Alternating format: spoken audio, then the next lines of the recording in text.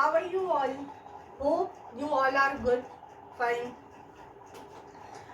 हम लोगों ने कल क्लास 12th का फर्स्ट चैप्टर स्टार्ट किया था, सॉलिड स्टेट। होप कि आप सबको समझ में आया होगा, आप लोगों ने वो वीडियो देखी होगी, सबको अच्छा लगा होगा।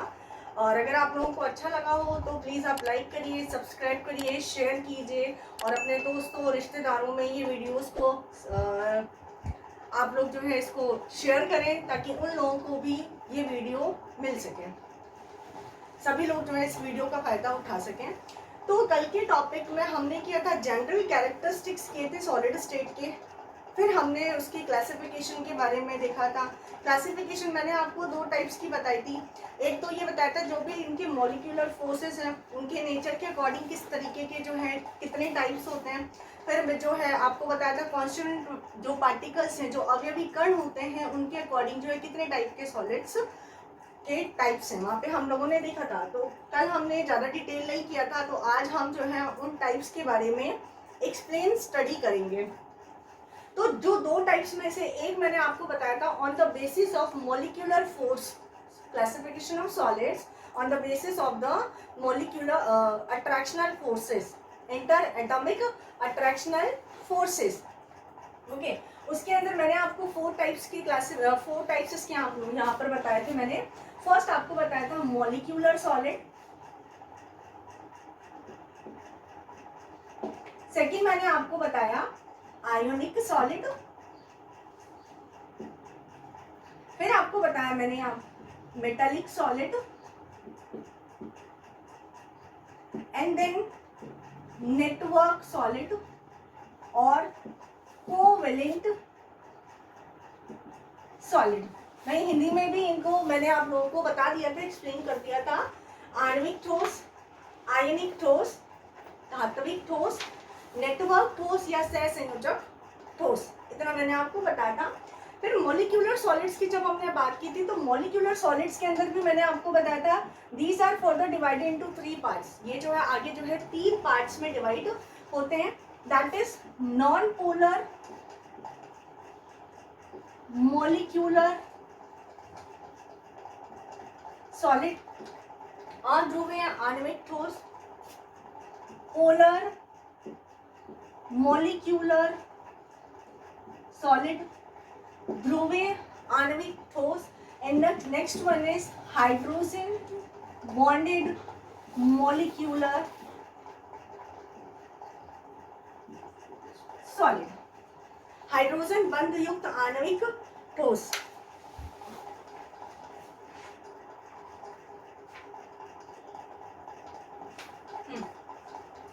देखिए ये सब जो है कल की वीडियो के अंदर मैं आपको बता चुकी हूँ, और जो भी स्टूडेंट जो आज की ये वीडियो देख रहे हैं, अगर कल की वीडियो उन्होंने नहीं देखी है तो आप इससे पहले एक बार उस वीडियो से गो थ्रू हो जाएं।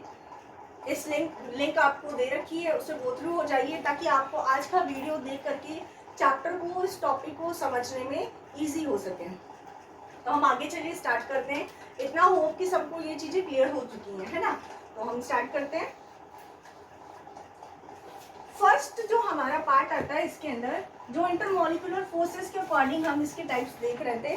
तो first one is molecular solids, आणविक ठोस की जब हम बात करते हैं तो देखिए जो मॉलिक्यूलर सॉलिड्स हैं इनका जो मेल्टिंग पॉइंट, अगर कंप्लीट लिखूं मैं, melting point and boiling point बहुत ही लो होता है।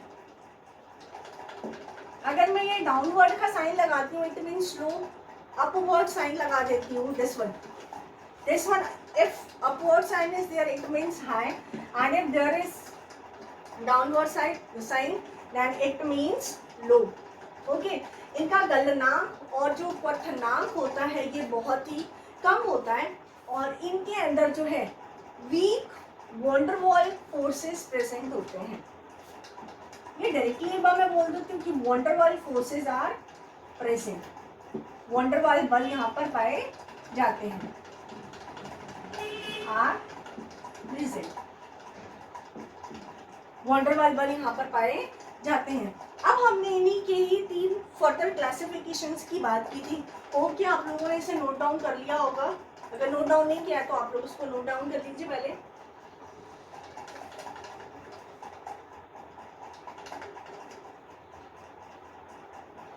चलिए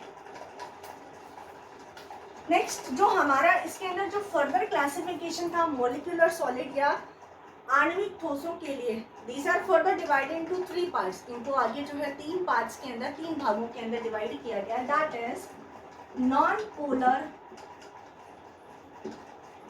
मॉलिक्यूलर सॉलिड, हिंदी में कहा जाता है इसको अध्रुवीय आणविक ठोस। देखिए जो अध्रुवीय आणविक ठोस है ये इसी का ही पार्ट है। इसके अंदर मैं पॉइंट वाइज आपको ये चीजें क्लियर करे जा रही हूँ। यहाँ पर जो है weak van der Waals forces are present. Weak van der Waals forces are present. दुर्बल वॉन्डर वॉल बल यहाँ पर पाए जाते हैं, जिनकी वजह से क्या हो जाता है, इनका मेल्टिंग पॉइंट, गलनांक एंड क्वथनांक, boiling point, melting point and boiling points are low. इनका गलनांक और क्वथनांक बहुत ही कम होते हैं। These are highly volatile. These are highly volatile। अति वाष्पशील, हिंदी में कहा जाता है इस वर्ड को अति वाष्पशील। क्या कहा जाता है? अति वाष्पशील कहा जाता है। देखिए इसकी एक जो विशेषता होती है, जो कैरेक्टरिस्टिक्स ये होती है कि ये जो अपने जो लो टेम्परेचर, जब इसको टेम्परेचर कम किया जाता है तो ये जो है आपके सॉलिड स्टेट में एग्जिस्ट करता है। लेकिन जैसे जैसे हम टेम्परेचर हाई करते हैं, ये जो टेम्परेचर है नॉर्मल टेम्परेचर प्रेशर तक ले जाते हैं, दैट इज रूम टेम्परेचर, उस स्टेट पर ये अपने लिक्विड और वेपर स्टेट में जो है खुद को एग्जिस्ट करता है। तो मैं ऐसा बोल सकती हूँ एट लो टेम्परेचर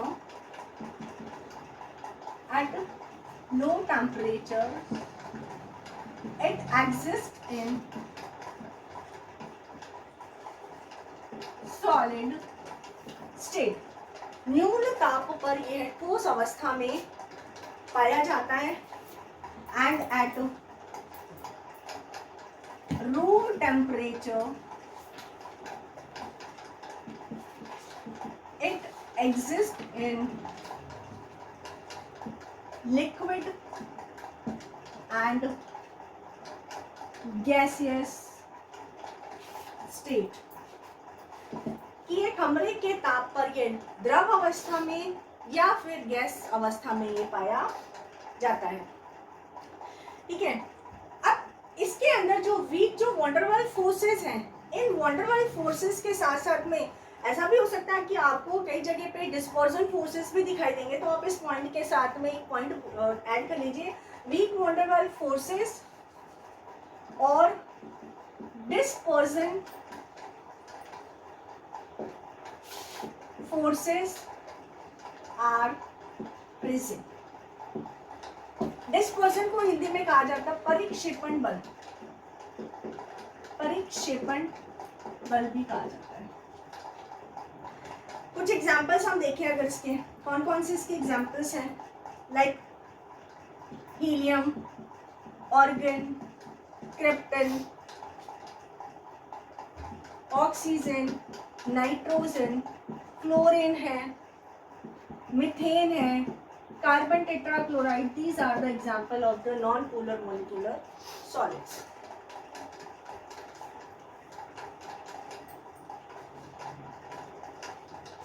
सो आप लोगों को अगर ये वीडियो अच्छी लग रही है तो प्लीज आप हमारे चैनल द मैग्नेट एकेडमी को लाइक करें, सब्सक्राइब करें और अपने दोस्तों के साथ ज़्यादा से ज़्यादा शेयर करें। ओके, आप लोगों को ये चीज़ क्लियर हो गई होगी, है ना? तो इसके नेक्स्ट पार्ट पे हम चलते हैं। Next one is polar molecular solid.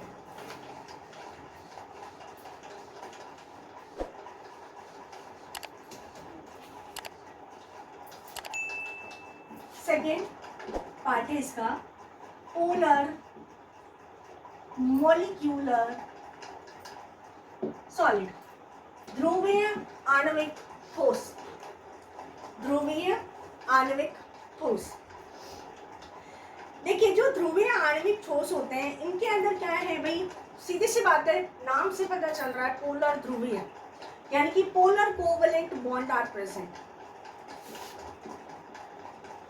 Polar covalent bond are present. ध्रुवीय सहसंयोजक बंध इन अणुओं के बीच में पाए जाते हैं।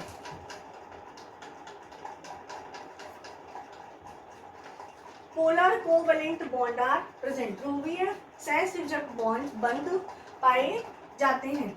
फिर ये भी देखिए है टाइप हमारे मॉलिक्यूलर सॉलिड्स का, और मॉलिक्यूलर सॉलिड्स के अंदर जो हमने देखे थे वान डेर वाल्स फोर्सेस प्रेजेंट होते हैं, जिसमें हमने जो फर्स्ट पार्ट किया हमारा नॉन पोलर मॉलिक्यूलर सॉलिड, तो वहाँ पर जो वान डेर वाल्स फोर्स था वो वीक था।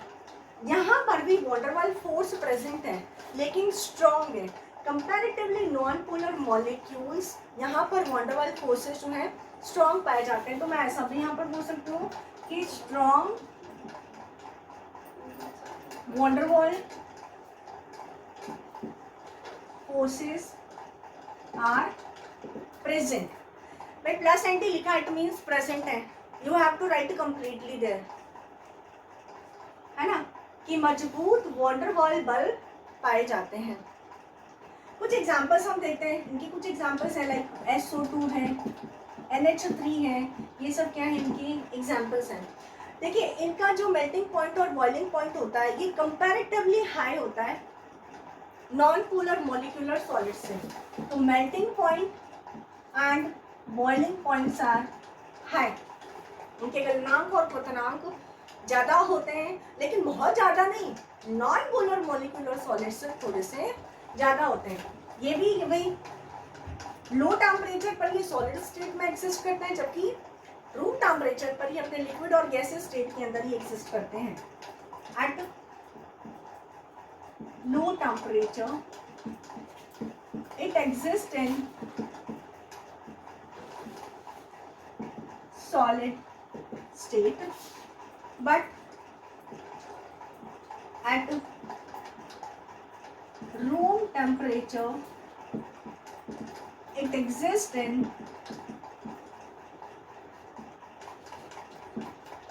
liquid or gaseous state। भाई निम्न ताप पर यह ठोस अवस्था में रहते हैं, जबकि कमरे के ताप तथा दाब, प्रेशर भी आप लिख सकते हैं इधर, room temperature at normal room temperature और pressure it exist in liquid और गैसियस स्टेट, की ये अपने द्रव अवस्था या गैसीय अवस्था में खुद को इस अपना अस्तित्व को बनाए रखता है। ठीक है, क्लोरोफॉर्म जो है वो भी पोलर मॉलिक्यूलर सॉलिड्स का ही एग्जाम्पल है। Chloroform is also an example of polar molecular solids.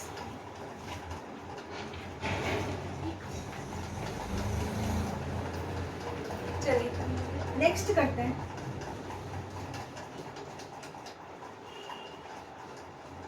Next कौन सा टाइप बताया इसी का ही मैंने, हाइड्रोजन बॉन्डिंग। भाई नाम से पता चल रहा है कि हाइड्रोजन बॉन्ड्स प्रेजेंट है यहाँ पर। Third one is hydrogen bonded molecular solid, hydrogen बंध युक्त आणविक ठोस। सिंपल, इसके एग्जांपल कौन से हो जाएंगे भाई, अगर जिनके अंदर हाइड्रोजन बॉन्ड्स प्रेजेंट हैं इन मॉलिक्यूल्स में, तो एग्जांपल्स हम कैसे बता सकते हैं। जैसे क्लास 11 के अंदर आपने कुछ पढ़ा था, हाइड्रोजन बॉन्ड के बारे में पढ़ा था, उसके टाइप्स के बारे में पढ़े थे आपने, उसके एग्जांपल्स भी देखे थे। तो एग्जांपल लाइक HF है ना, NH3 है, H2 है, ये सब किसके हैं आपके हाइड्रोजन बॉन्डेड मॉलिक्यूलर सॉलिड्स के ये एग्जांपल्स हैं। हाइड्रोजन बॉन्ड्स आर प्रेजेंट, भाई फर्स्ट पॉइंट तो हमारा यहीं से क्लियर हो रहा है कि hydrogen bonds are present, hydrogen बंध यहाँ पर पाया जाता है, आर प्रेजेंट, हाइड्रोजन बंध यहाँ पर पाया जाता है। These are the low volatile in nature. These are low volatile in nature. ये प्रकृति में कम वाष्पशील होते हैं. लो वॉलेटाइल इन नेचर. ये भी सेम वही वाला, ये सारे के सारे पॉइंट्स एक जैसे यहाँ पर आ रहे हैं. लास्ट पॉइंट है हमारा that at low temperature it exist in solid state and at room temperature it exist in liquid और गैसियस स्टेट. कमरे के ताप पर ये द्रव और गैसीय अवस्था में पाया जाता है और निम्न ताप पर ये ठोस अवस्था के अंदर पाया जाता है.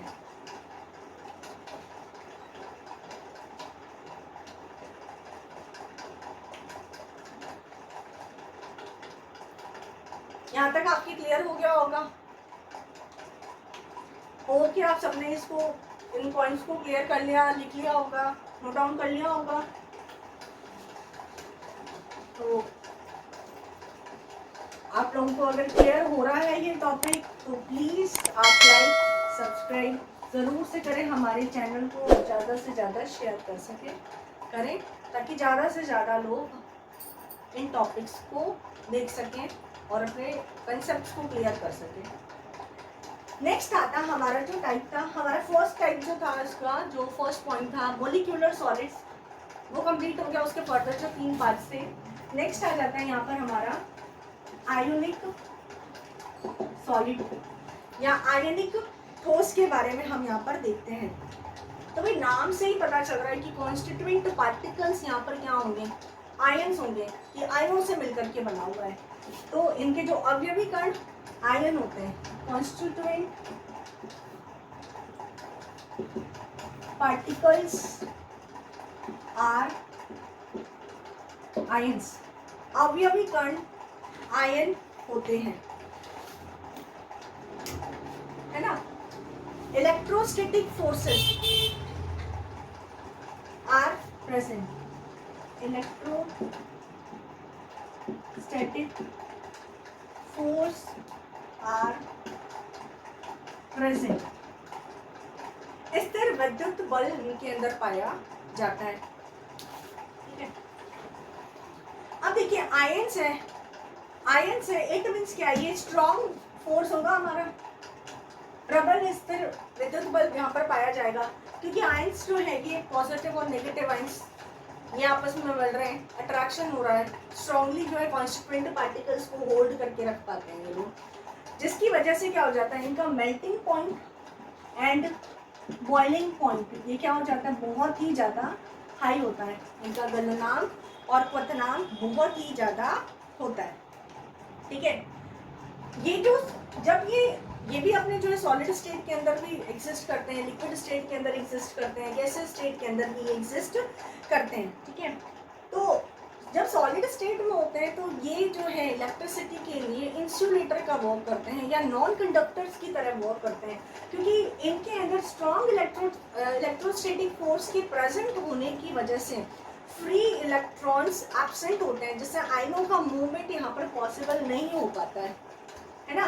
तो फ्री इलेक्ट्रॉन्स एब्सेंट होने से आयनों का मूवमेंट फ्रीली नहीं होने की वजह से ये जो है इलेक्ट्रिसिटी के लिए गुड कंडक्टर की तरह बिहेव नहीं करते. लेकिन कब, जब ये अपने सॉलिड स्टेट के अंदर हो तो हम क्या लिख सकते हैं, in solid state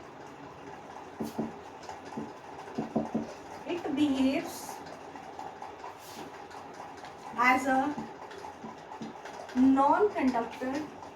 non-conductors of solid because free electrons are absent to move there. कि ठोस अवस्था में यह विद्युत के कुचालक की तरह बिहेव करता है, नॉन कंडक्टर ऑफ इलेक्ट्रिसिटी.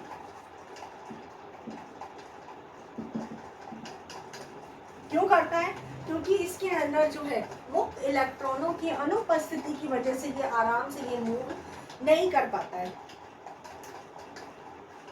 ठीक है। लेकिन अगर जब हम इसके मोल्टन स्टेट को देखें या एक्वस स्टेट के बारे में जब देखते हैं, तो इसका मोल्टन स्टेट या एक्वस स्टेट के अंदर कुछ इलेक्ट्रॉन्स फ्री हो जाते हैं, इनके अंदर इलेक्ट्रॉनों का मूवमेंट पॉसिबल हो पाता है और ये इलेक्ट्रिसिटी के लिए कंडक्टर की तरह बिहेव करने लग जाते हैं। हम क्या लिख सकते हैं कि इन मोल्टन स्टेट और aqueous state it behaves as a good conductor of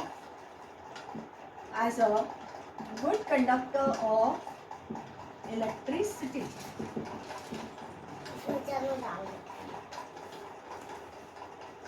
ये विद्युत के लिए अच्छे चालक की तरह काम करते हैं। कब? अपने मोल्टन स्टेट में या फिर अपने गलित अवस्था में या फिर अपने एक्वस स्टेट के अंदर, जलीय अवस्था के अंदर। लाइक NaCl, कैल्शियम सल्फेट, कुछ एग्जांपल्स हम यहाँ देख सकते हैं। एग्जांपल है NaCl, CaSO4 एक्सेट्रा, और भी बहुत सारे एग्जांपल्स हैं इधर।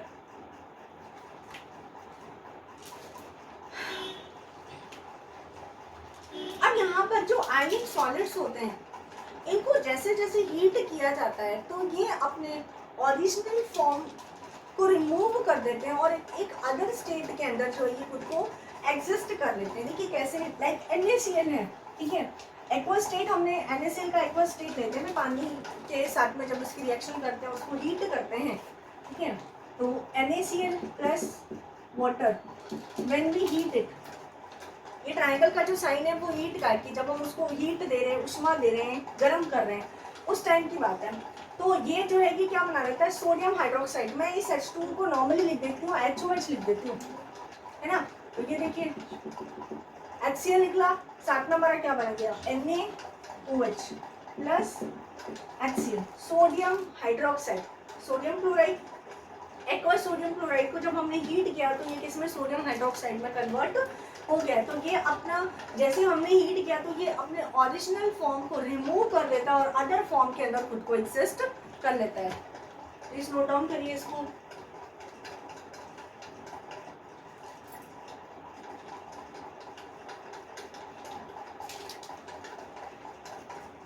सो होप कि यहाँ तक आप लोगों को समझ में आ गया होगा। तो आप लोग आज इतनी वीडियो को देखिए, कल जो है हम इनके फर्दर और भी क्लासिफिकेशंस के बारे में, और साथ के साथ जो है हम अदर जो मैंने आपको बताया कॉन्स्टिट्यूएंट पार्टिकल्स के अरेंजमेंट के अकॉर्डिंग क्रिस्टलाइन और अमॉर्फस सॉलिड्स के बारे में जो बताया, उसके बारे में भी हम डिटेल से कल की क्लास के अंदर यहाँ पर चर्चा करेंगे। तो आपको नोटिफिकेशन, हमारे टाइम टू टाइम नोटिफिकेशन हमारे वीडियोस के बारे में मिलता रहे, तो उसके लिए प्लीज़ आप बेल आइकन को प्रेस कर लीजिए, है ना। लाइक सब्सक्राइब ज़रूर से करिए। Thank you.